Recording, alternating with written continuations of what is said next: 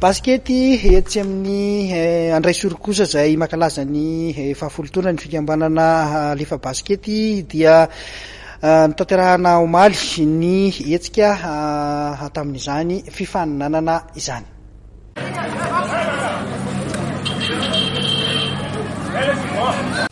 Herinandro fahavalon'ny fifanitsanana etsika fety de basket karakarain'ny fikambanana AT2B hoentina mankalaza ny fahafolotaonany no natao teny amin'ny kianjana andraisoro sy teny amin'ny lycée teknika Ampasapita amin'ity farany herinandro ity. Tahaka ny fahita teo amin'ireo herinandro fito lasa dia ny sisiny akatra kianja ireo sokajy taona enina ifaninanana. Ho an'ny andro ny alahady dia nisantatra ny lalao ny fionana teo amin'ny ekipan'ny Basbe sy ny AST ho an'ny sokajy veteran lehilahy. Tamin'izany no nivoahan'ny ekipan'ny Basbe miakanjo mavy amin'ny sary ho mpandresy tamin'ny 7-20 no 17.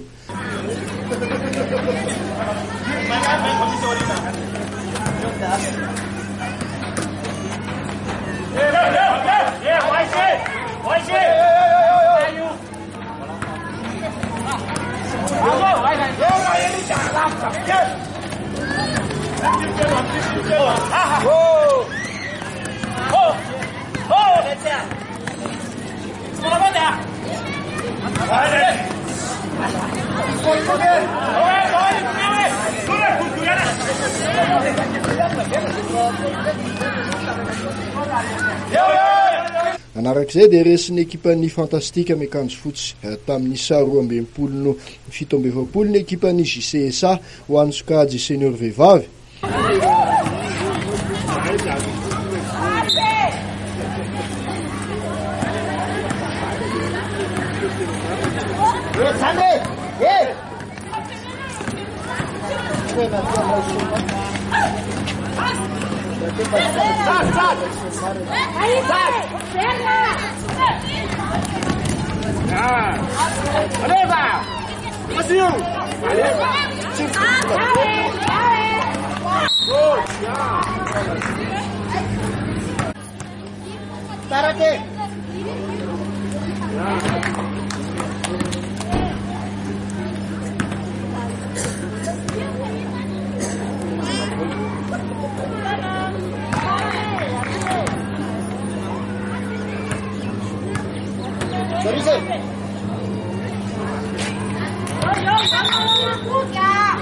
Teo amin'ny lalao fahatelo kosa dia lavon'ny ekipan'ny Ambitool reto miakanjo manga tanora amin'ny sary reto tamin'ny 12 no 17.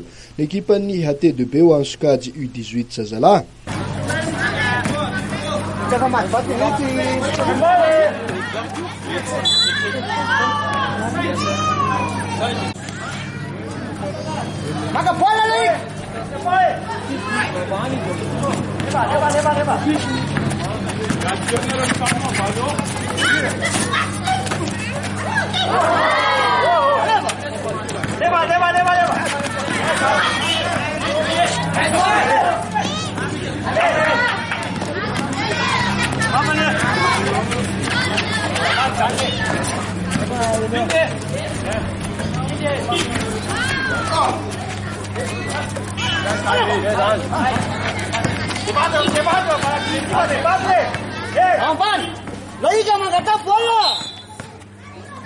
Raha ny fantatra dia ny sokajy veteran no efa madiva ao ifarana ny dingan'ny fifanitsanana.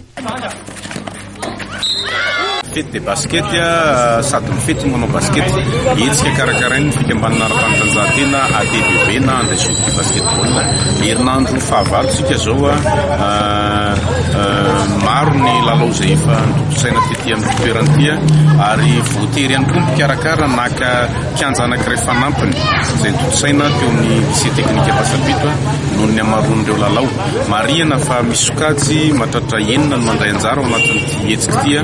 Misy ny zazalahy latsaky ny 20 taona, ny zazalahy latsaky ny 12 taona, ny lehilahy lehibe ny 22 ary ny veteran lehilahy sy veteran vehivavy. Ho an'ny veteran manokana dia ho faranana ny lahady 17 ny volana jolay ny lalao famaranana noho ny fisian'ny championnat ho an'ny ligue Analamanga amin'ny basketball.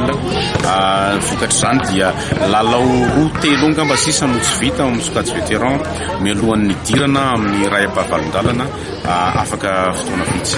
Toy izao kosa ireo vokatra hafa Ho an'ny lalao nataony andro sabotsy, ny AT2B nanamotsana ny team basket tamin'ny saha 1-2 ho an'ny sokajy senior lehilahy.